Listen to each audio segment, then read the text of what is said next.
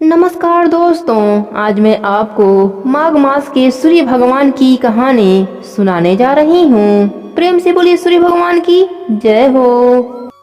एक राजा था, एक रानी थी। उनके पास सिपाही, घोड़े, दास दासियाँ, धन दौलत सब कुछ था। सिर्फ उन्हें संतान नहीं थी। इसी कारण राजा रानी बहुत ही दुखी रहते थे। संतान प्राप्ति के लिए उन्होंने हर तरह का दान धर्म, धार्मिक अनुष्ठान, जप तप, व्रत, पूजा पाठ किए, लेकिन कोई फायदा नहीं हुआ। अब राजा रानी दोनों ही बुढ़ापे की ओर बढ़ते गए। अब वह दोनों गहरे सोच में पड़ गए। अब हमारे इतने बड़े राज्य का क्या होगा? कौन बनेगा इस राज्य का वारिस? कौन लेगा प्रजा की जिम्मेदारी? राजा रानी दिन रात इसी चिंता में घुलने लगे। उन्हें खाने पीने की भी सुधि नहीं रहती। एक दिन राजा के दरबार में एक साधु आते हैं। दासी रानी को इतिला करती है। वह दासी से कहती है, यह मेरा अंतिम दान धर्म है। इसके बाद मैं अपने हाथों से कोई दान धर्म नहीं करूंगी। रानी चावल भरा छाछ हाथ में लेकर बाहर आती हैं और साधु की झोली में भिक्षा डालने आगे बढ़ती हैं तो रानी के चेहरे पर उदासीता देखकर साधु महाराज पूछते हैं, रानी साहिबा क्या हुआ? आप क्यों इतना उदास हैं? तब रानी साधु को सारी हकीकत बताती हैं और सिसकने लगती हैं। उस पर वह साधु कुछ पल गंभीर हो जाता है और कहता है, चिंता मत करना रानी साहिबा, आपकी संतान की इच्छा पूरी हो जाएगी। आपकी कोख से एक पुत्र जन्म लेगा। मात्र वह 14 साल तक ही आप लोगों को मिलेगा। उसके आगे वह मृत्युलोक में नहीं रह पाएगा। इससे बढ़कर आपको कुछ देना मेरे लिए संभव नहीं है। अपनी बात पूरी करते उसने अपनी झोली में हाथ डाला, थोड़ी सी भभूत निकालकर रानी को दे दिया और कहा, आप और महाराज दोनों इसे बांटकर ग्रहण करना। तुम्हें जल्द ही पुत्र प्राप्ति होगी। इतना कहकर साधु महाराज चले गए।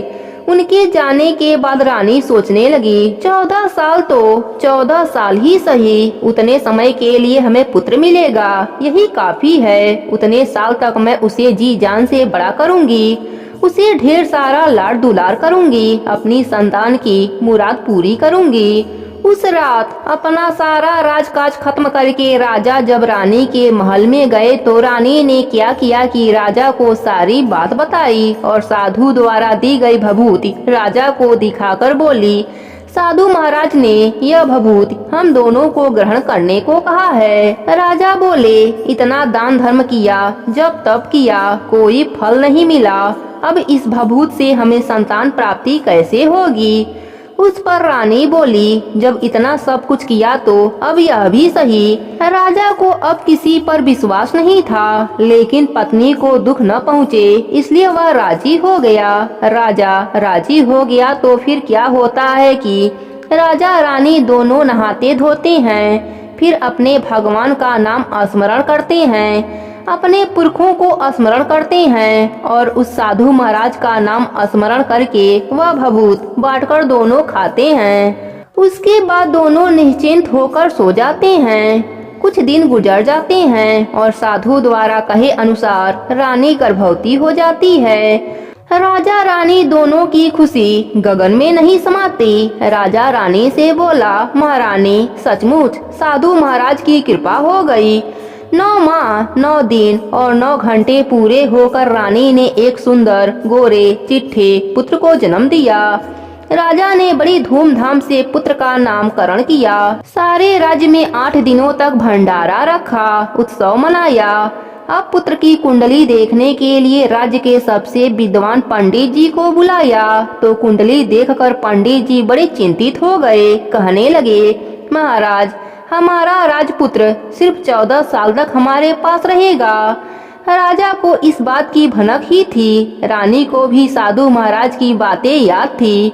दोनों चुप रह जाते हैं। उसके बाद राजा और रानी बड़े लाड प्यार से बेटे की परवरिश करते हैं, उसकी हर ख्वाहिश पूरी करते हैं। थोड़ी समय के लिए ही सही, भगवान ने संतान की अपनी मुराद पूरी कर दी। राजपुत्र दिन प्रतिदिन बड़ा होता है। जब वह 7 साल का हो जाता है तो राजा एक अच्छे गुरु की नियुक्ति करके उसे पढ़ाई लिखाई, राजशास्त्र, शस्त्र विद्या, घुड़सवारी इत्यादि 12 विद्याओं का शिक्षण देते हैं। जब वह शास्त्र विद्या में पारंगत हो जाता है और 12 साल की उम्र का हो जाता है, तब एक अच्छी सी राजकन्या खोजकर उसकी शादी कर देते हैं। 2 साल और बीत जाता है, बेटा 14 साल का हो जाता है। एक दिन राजपुत्र राजा से बोलता है, पिताजी, मैं अपना सारा राज्य घूमकर देखना चाहता हूँ। बेटे की बात सुनकर राजा चिंतित हो जाता है, क्योंकि पुत्र को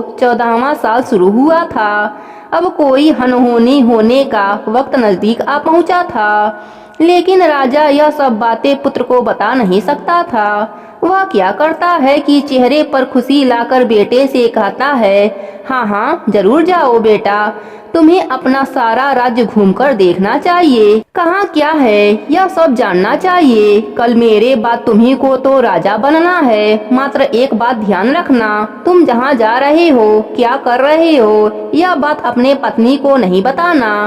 पुत्र कहता है, ठीक है पिताजी, आपने जो कहा है मैं वैसा ही करूँगा। होता क्या है कि राजपुत्र दिन भर अपने पत्नी के साथ मौज मस्ती करता है, खुशियाँ मनाता है और रात को ठीक 12 बजे बिस्तर से उठकर बाहर चला जाता है। फिर पाँव फटने से पहले वापस अपने महल में आकर सो जाता है। ऐसे बहुत दिनों तक चलता रहा। अब पुत्र का 14वां साल खत्म होने में कुछ ही दिन बाकी रहते हैं।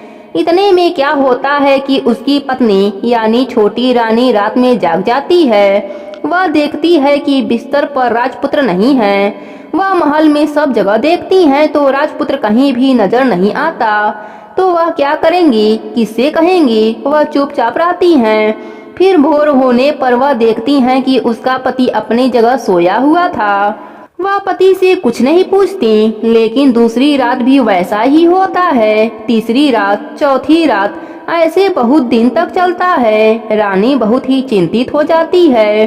पति रात को कहाँ जाता है, किससे मिलने जाता है। उसको मन में ढेर सारे सवाल उठते हैं, लेकिन उसे पूछने में डर लगता है।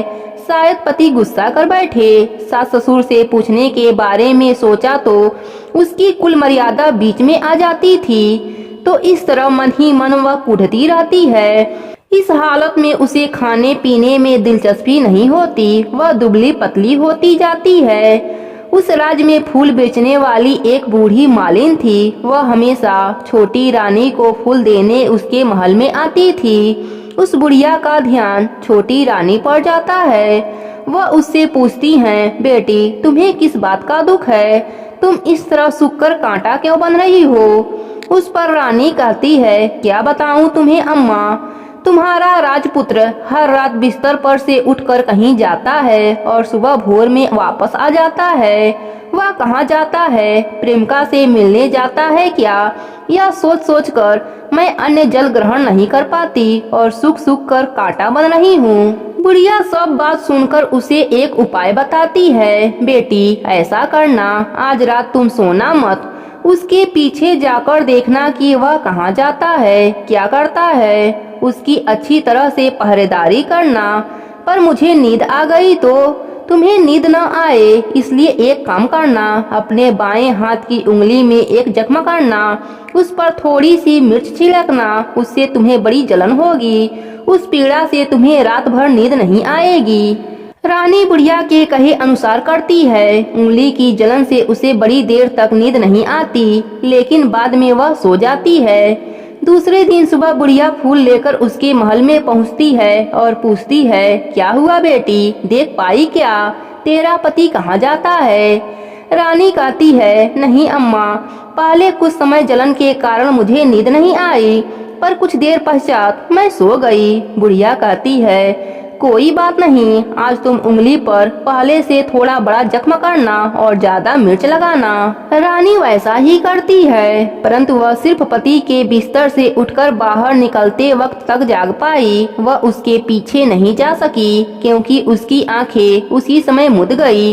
दूसरे दिन बुढ़िया आती है तो उसके पूछने से पहले ही रानी रो रो कर अपनी बात कहती है कि मैं आज भी पहरेदारी नहीं कर पाई। बुढ़िया कहती है, रोना नहीं बेटा, सब कुछ ठीक हो जाएगा। तुम आज रात जख्म और बड़ा करना और उस पर ज्यादा मिर्च छिड़कना। और एक काम करना बेटी, जब वह जाने लगे तो उसका रास्ता रोक लेना। बुढ़िया ने जैसा बताया रानी ने वैसा ही किया।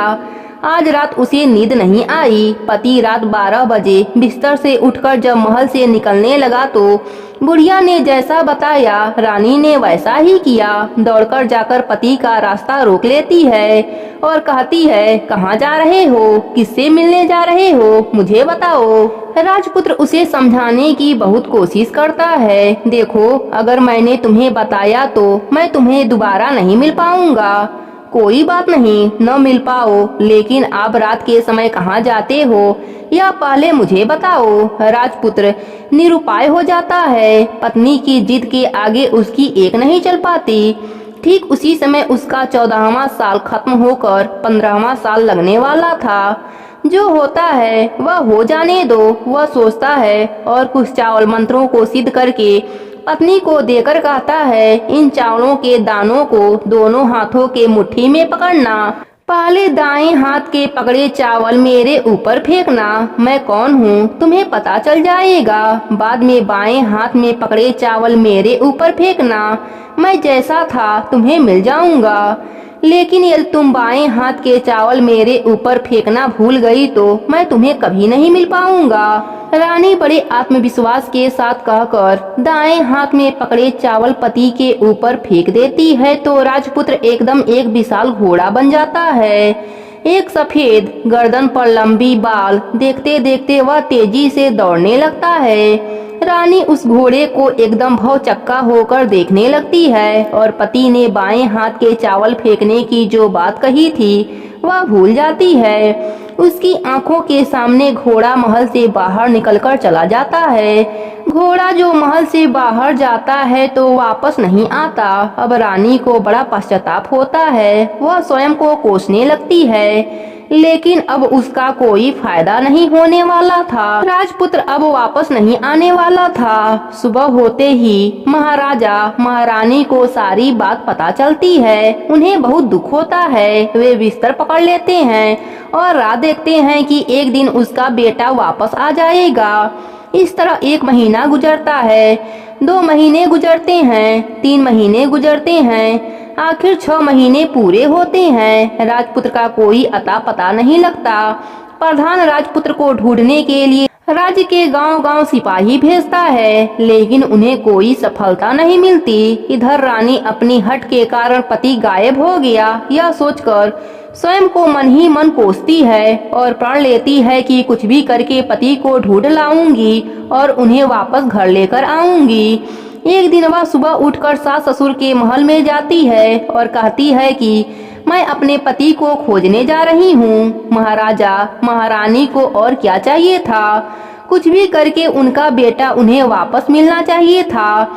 वे बहू को जाने की अनुमति देकर कहने लगे, बेटी तुम्हें जो चाहे वह करो, जहाँ जाना है वहाँ जाओ, लेकिन हमारे बेटे को वापस लेकर आओ, भगवान तुम्हें कामयाबी दे। अब रानी क्या करती है कि अपना शाही भेष बदलकर एक सेठानी बन जाती है। कुछ दास दासियों को, कुछ नौकरों को साथ में लिया, कुछ सामान साथ लिया और राज सीमा पर जाकर वहाँ एक भोजनालय खोल दिया। वहाँ आने वाले सब यात्रियों को खाना मुफ्त में देने लगी। मात्र एक शर्त रखी कि खाने वाले को उसकी देखी हुई कोई अजीब चीज उसकी मालकिन को यानी राजकन्या को बताना पड़ेगा। तो वहाँ आने वाला हर नागरिक अपनी तरफ से मैंने यहाँ देखा, मैंने वह देखा कहकर वहाँ से मुफ्त खाना खाकर जाता था। परंतु रानी को जो बात चाहिए थी अब तक नहीं मिली थी। ऐसे ही कुछ दिन बीत गए। इधर क्या होता है कि रानी के महल फूल लेकर जाने वाली बुढ़िया के एक बेटा और बहू थे। उनका एक छोटा बेटा था, यानी बुढ़िया का एक पोता था।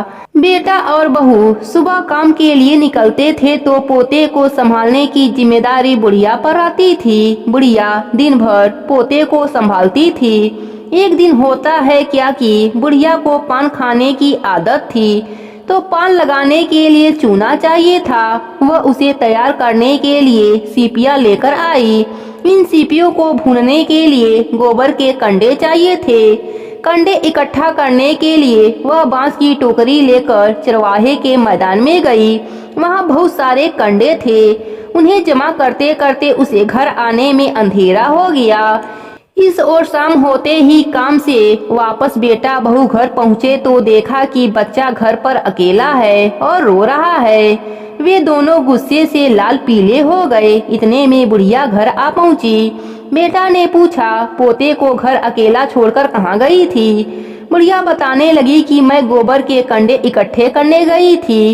इस पर बेटा बोला, दोबारा बच्चे को अकेला घर पर छोड़कर यदि कहीं गई तो मैं तुम्हें बहुत पीटूंगा। बुढ़िया कहने लगी, नहीं बेटा, फिर कभी ऐसा नहीं करूंगी। लेकिन दूसरे दिन बुढ़िया वह बात भूल गई और फिर चरवाहे के मैदान पर कंडे इकट्ठा करने चली गई। शाम को जब बेटा बहू काम से वापस लौटे तो देखते हैं कि बच्चा घर पर अकेला है और रो रहा है। अब उसके बेटे की सहन शक्ति खत्म होने लगी और बुढ़िया के वापस आने पर उसे घर से निकाल दिया। बुढ़िया रात भर घर से बाहर अंधेरे में बैठी रही और सुबह होते ही हाथ में टोकरी लेकर कंडे इकट्ठा करने के लिए निकल गई। उस दिन उस पर मानो कंडे इकट्ठा करने का पागलपन सवार था। कंडे इकट्ठा करते करते कब अंधेरा छा गया उसे मालूम ही नहीं चला। उसे जब ध्यान आया तो गांव का रास्ता भी ठीक तरह से दिखाई नहीं दे रहा था। वह अंधेरे में आंखें फाड़कर देखती देखती किसी तरह आगे निकल पड़ी तो होता क्या है कि एक कपिला गाय छन छन की आवाज करते, गले की घंटी बजाते ठुमक ठुमक कर उस मैदान पर आ गई। उसे देखकर बुढ़िया सोचने लगी कि इस गाय के पीछे पीछे जाऊंगी तो गांव तक पहुंच जाऊंगी। तब बुढ़िया उसके पीछे पीछे जाने लगी। वह गाय क्या करती है कि उस मैदान से लेकर एक एक करके 6 मैदान पार करती है। आखिर में वे 7वें मैदान पर पहुंचती है तो वहाँ क्या होता है कि उस मैदान पर एक बड़ा सा पत्थर है। गाय जाकर उस पत्थर को अपनी सींग मारती है। सींग मारा तो वह पत्थर दूर हट गया और पताल में नीचे जाने की सीढ़ियां दिखाई देने लगी। तब उस गाय उन सीढ़ियों से नीचे जाने लगी। बुढ़िया वह सब देखती रही और झट से गाय की पूंछ को पकड़ लिया। पूंछ पकड़कर वह गाय के साथ नीचे पताल में पहुंच गई। पताल में पहुंचते ही तुरंत गाय की पूंछ छोड़ दी और इधर उधर देखने लगी। वहीं से बुढ़िया ने देखा कि पताल में सब जगह जगमगाहट है, दिया दीप जलते हैं और तेज रोशनी गाय के ऊपर पड़ती है और वहां अद्भुत घटनाएं घटने लगीं। गाय के नीचे जाते ही उसके गले में अपने आप साकल पड़ गई और छमछम करके कोई दुधारी में गाय का दूध दुहने लगी। लेकिन जो भी कोई कर रहा था वह मंत्र दिखाई नहीं दे रहा था। बुढ़िया बहुत घबरा गई, कहाँ आकर फंस गई वह सोचने लगी और यहाँ वहाँ छिपने के लिए जगह ढूंढने लगी। लेकिन उसे कहीं भी जगह नहीं मिली, हर जगह उजाला ही उजाला था। तो वह एक कोने में खड़ी हो गई और जो कुछ सामने हो रहा था उसे चुपचाप देखने लगी। कुछ पल के बाद वहाँ झट से एक उद्मा सफेद घोड़ा आया। वहाँ 2 कुंडे थे, उनमें से एक कुंडे में उस घोड़े ने छलांग लगाई और ऊपर आ गया। जब उसे राजपुत्र का रूप प्राप्त हो गया, राजपुत्र बनने के बाद उसने दूसरे कुंडे के पानी में स्नान किया। वहाँ रखे नए कपड़े पहने, नजदीक ही एक सुंदर पलंग था, उस पर जाकर बैठ गया। उसके सामने अपने आप 5 पकवानों की थाली आ गई, दूध की एक प्याली आ गई, 5 सुपारी आ गए। उसके सामने एक दिया जलता रहा। राजपुत्र ने खाना खाया, दूध पिया, 5 सुपारी खाया और बिस्तर पर लेट जाने से पहले सूर्यदेव का स्मरण करके सामने जलते दिए से पूछा, दिए दिए दीपकर मेरे माता पिता क्या कर रहे हैं? दिया ने बताया, बेटे के शोक में डूबे हैं। राज्य कौन संभाल रहा है? राज्य प्रधान संभाल रहा है। मेरी पत्नी क्या करती है? उसने चौराहे पर भोजनालय शुरू किया है और आते जाते लोगों से वह नई खबर के बारे में पूछती है। दिए के यह कहते ही राजपुत्र कहने लगा, ठीक है। उसके बाद वह सो गया। बुढ़िया कोने में खड़ी रहकर यह सब देखती रही। ऐसी अद्भुत घटना उसने जिंदगी में पहली बार देखी थी। उसे अंदर ही अंदर चुलबुलाहट होने लगी। वह अपनी भूख प्यास भूल गई और आगे क्या होता है कि उसे उत्सुकता से देखने लगती है। लेकिन उसके बाद और कुछ घटनाएं नहीं घटती। रात गुजर गई और सुबह हो गई। सुबह होने पर पलंग पर सोया राजपुत उठा और फिर से पहले वाले कुंड में छलांग लगाया तो अब की फिर से घोड़ा बनकर कुंड से बाहर आ गया। बाहर आते ही वह तेजी से उस पाताल नगरी से बाहर निकल गया। लेकिन वह कहाँ गया, बुढ़िया को कुछ नहीं पता चला। उसके बाद पिछली रात की तरह कोई उस गाय का छम छम करके दूध दुहने लगा। जैसे ही दूध दुहना खत्म हुआ, उसके गले की साकल अपने आप खुल गई और वह गाय तेजी से ऊपर जाने वाली सीढ़ियों की ओर भागने लगी। गाय को दौड़ता देखकर बुढ़िया सोचने लगी, अब गाय के साथ यहाँ से ऊपर जाना ही समझदारी है, नहीं तो कोई मुसीबत आकर मेरे ऊपर टपक जाएगी। झट से उसने गाय की पूंछ पकड़ ली और गाय के साथ ऊपर आ गई। गाय जब ऊपर मैदान में पहुंची तो उस सुरंग का रास्ता अपने आप बंद हो गया और उसके मुंह पर एक बड़ा सा पत्थर पहले के जैसे खड़ा हो गया। ऊपर आकर वह गाय जंगल की ओर निकल गई। इधर बुढ़िया एकदम बावली सी हो गई। उसने पाताल नगरी में जो कुछ देखा वह जल्द से जल्द किसी को बताने के लिए उतावली हो उठी। उसे एकदम से याद आया कि नगरी की सीमा पर कोई औरत भोजनालय चलाती है और नई बात बताने वाले को अच्छा खाना पीना मुफ्त में देती है। वह सोचने लगी कि क्यों न मैं उसी को यह बात जाकर बताऊं। यदि उसे यह बात पसंद आ गई तो बाकी जीवन खाने पीने की झंझट से मुक्ति मिलेगी। बुढ़िया ने मन में तय किया और तुरंत उस भोजनालय के द्वार पर टंगे नगाड़े के सामने खड़ी हो गई और जोर जोर से नगाड़ा बजाना शुरू कर दिया। नगाड़े का इस तरह शोर सुनकर मालकिन यानी छोटी रानी मन में प्रसन्न हो जाती है कि शायद कोई बड़ी बात लेकर आया है। रानी सिपाहियों को आदेश देती है, जाइए और कोई आया है उसकी अच्छी खातिरदारी कीजिए। आदेश पाते ही सिपाही नीचे दौड़कर गए तो एक बुढ़िया नगाड़ा बजा रही थी। उन्होंने पूछा, क्यों रे बुढ़िया, क्या हुआ, क्यों नगाड़ा बजा रही हो? बुढ़िया बोली, कुछ नहीं बेटा, यहाँ खाना मिलता है ना, इसलिए आई हूँ। खाना मिलेगा, लेकिन तुम्हें कोई नई बात बतानी पड़ेगी। हाँ बताऊंगी, एक बात मालूम है मुझे। इस पर सिपाही उसे अंदर लेकर आए। उनको मालकिन का आदेश था कि कोई बूढ़ा बुजुर्ग वहाँ आए, उनके साथ अच्छी तरह पेश आना, उनका अच्छा आदर सत्कार करना। सिपाहियों ने बुढ़िया का भरपूर आदर सत्कार किया। उसे बड़ी सी थाली भरकर व्यंजन परोसा। बुढ़िया कुछ दिनों से भूखी थी, वह खाने पर टूट पड़ी। खाना खाने के बाद सिपाही ने उसे साड़ी पहनने को दिया। उसके बाद उसे लेकर रानी के पास आए। बुढ़िया और रानी ने तुरंत एक दूसरे को पहचान लिया। बुढ़िया बोली, बेटी तुम? और रानी बोली, अम्मा तुम? बड़ी देर तक दोनों भांति भांति की बातें करते रहे। रानी बुढ़िया से कहने लगी, अम्मा अब बताओ तुमने नई बात क्या देखी है? नई बात? मैंने कोई बात नहीं देखी। वह तो मेरे पास तुम्हें देने के लिए खाने के पैसे नहीं थे, इसलिए मैंने झूठ बोला। नगाड़ा इसलिए बजाया। रानी ने कहा, अम्मा घबराना नहीं, मैं किसी को तुम्हारा नाम नहीं बताऊंगी। फिर भी बुढ़िया मैंने क्या देखा, कब देखा करके आनाकानी करने लगी। इस पर रानी ने कहा, देखो अम्मा, यदि तुमने मुझे वह नई बात बताई तो जिंदगी भर मैं तुम्हारी देखभाल करूंगी, तुम्हें रानी माता की तरह रखूंगी। अब बुढ़िया बताने को तैयार हो गई। उसने जो कुछ भी देखा था वह सब कुछ रानी को बता दिया। बुढ़िया की बातें सुनकर रानी को यकीन हो गया कि वह राजपुत्र उसी का पति है। वह तुरंत बुढ़िया से कहने लगी, अम्मा मुझे उस जगह ले चलो। नहीं बेटी, वह पाताल राज्य है, सांप है, यदि किसी ने तुम्हें देख लिया तो तुम्हारी जान खतरे में पड़ सकती है। लेकिन रानी उसकी एक भी नहीं सुनी, उसे उस जगह ले जाने की हट करने लगी। आखिर में बुढ़िया ने उसका कहना मान लिया और कहने लगी, ठीक है, मैं तुम्हें वहाँ लेकर चलती हूँ, पर आज नहीं, कल। वहाँ जाना है तो शाम को ही जाना होगा। दूसरे दिन दोपहरिया को रानी बुढ़िया के साथ उस मैदान पर गई और एक जगह छुपकर गाय के आने की राह देखने लगी।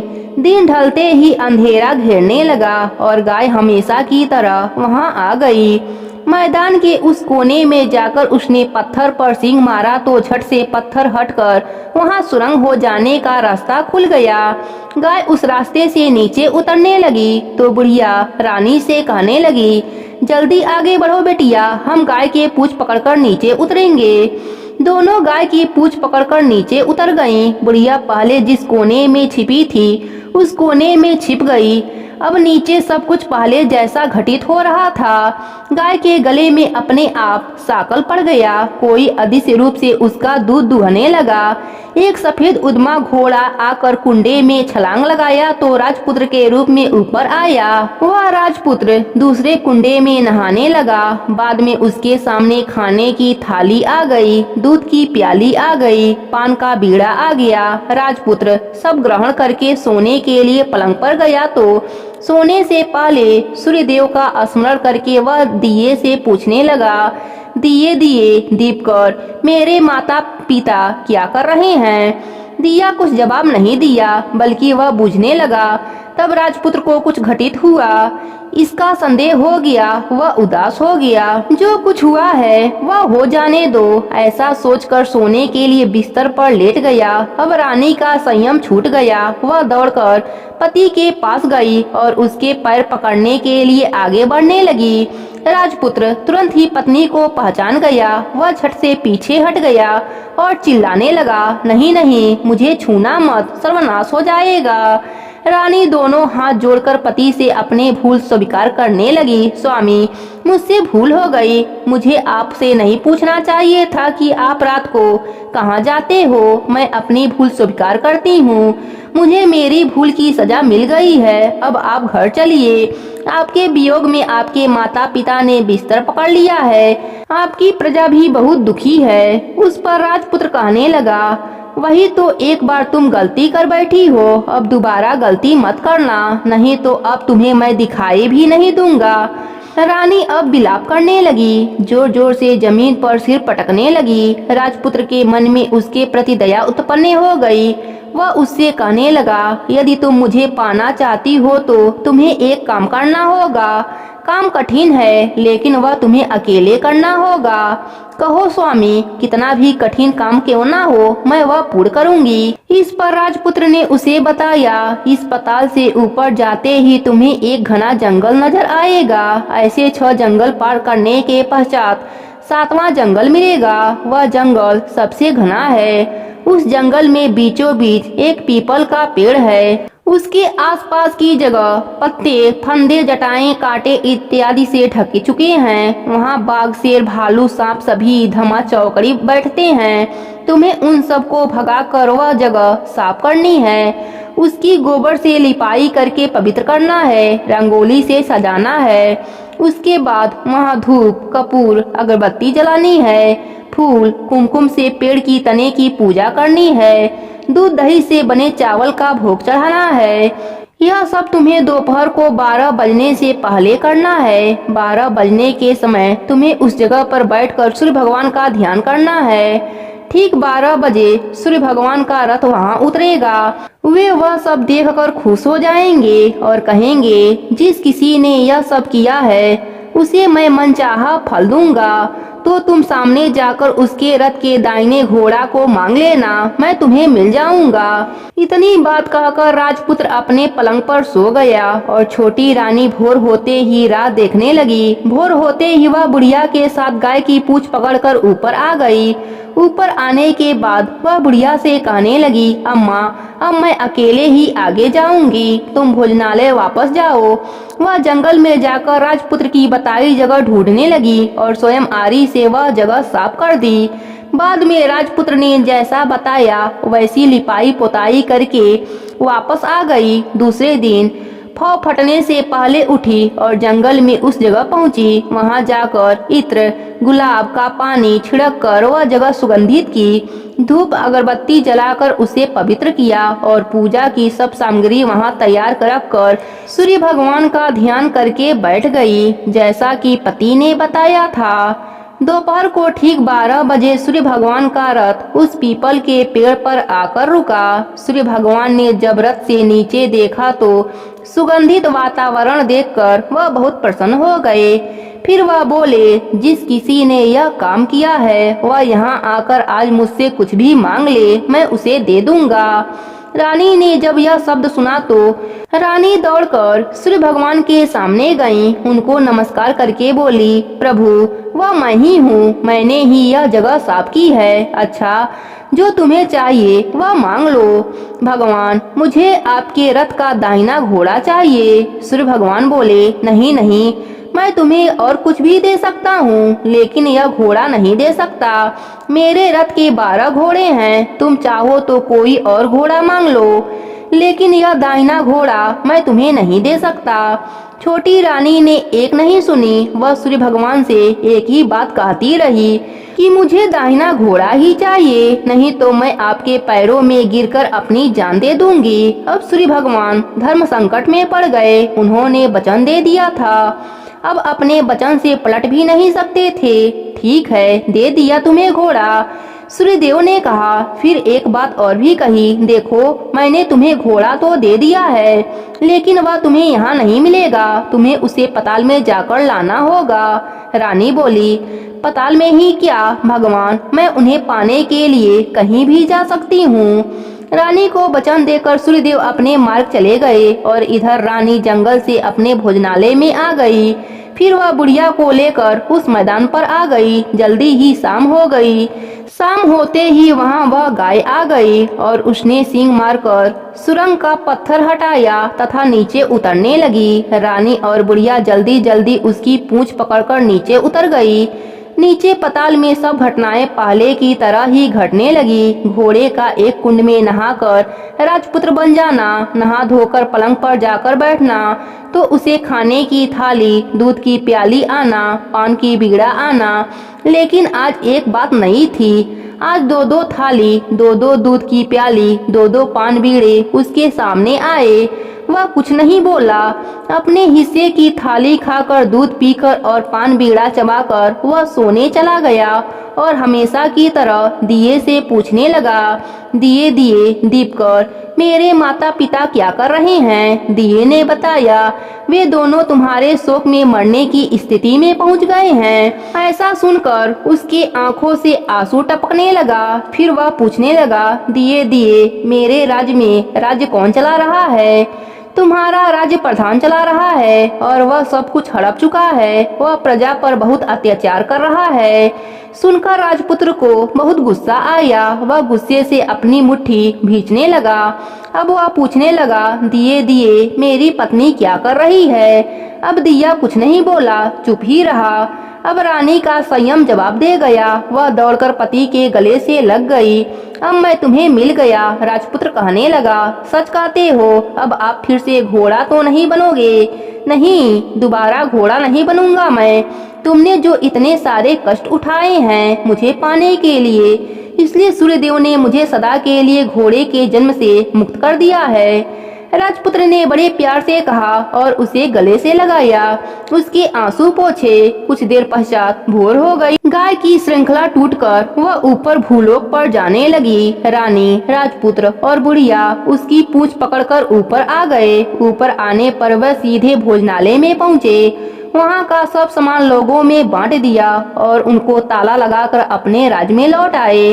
राजपुत्र वापस आता और उसके तेवर देखकर प्रधान घबरा गया। राजपुत्र ने उसे बंदी बनाकर कैद खाने में डाल दिया और राज की बागडोर अपने हाथ में ले लिया। उसके बाद वह अपने माता पिता को मिलने उनके महल में गया। तब राजपुत्र क्या देखता है कि उनके माता पिता उनके शोक में अस्थिपंजर बन चुके हैं। पुत्र को वापस आया देखकर मरणासन राजा रानी की आंखों से टप टप आंसू बहने लगे। इन दोनों ने पुत्र को गले से लगाया, उसे प्यार से सहलाया। इतना होने के बाद उनके सेहत में एकदम से सुधार होने लगा। वे अब बिस्तर से उठकर बैठ गए, पुत्र को आशीर्वाद दिया। राजपुत्र के आने की खबर तुरंत राजभर में फैल गई। प्रजा खुशी से फूले नहीं समाई। प्रजाजन राजमहल में सामने इकट्ठे हो गए। राजपुत्र ने भी उन्हें दर्शन दिया और आज से उन्हें कोई दुख नहीं होगा, ऐसा वचन दिया। अब राजा अपने पुत्र का राज्याभिषेक करके उसे सिंहासन पर बैठाया और बहू को महारानी का दर्जा दिया और स्वयं अपने पत्नी के साथ ईश्वर स्मरण करते खुशी से दिन बिताने लगा। महाराजा बना राजपुत्र अच्छी तरह से राज्य चलाने लगा और अपनी पत्नी के साथ सुख शांति से जीवन बिताने लगा। उस बुढ़िया को रानी ने अपने ही पास रख लिया, उसकी अच्छी तरह से देखभाल करने लगी। बुढ़िया और उसके बुढ़ापे के दिन खुशी से गुजरने लगे। प्रेम से बोली सूर्य भगवान की जय हो, माघ मास की जय हो।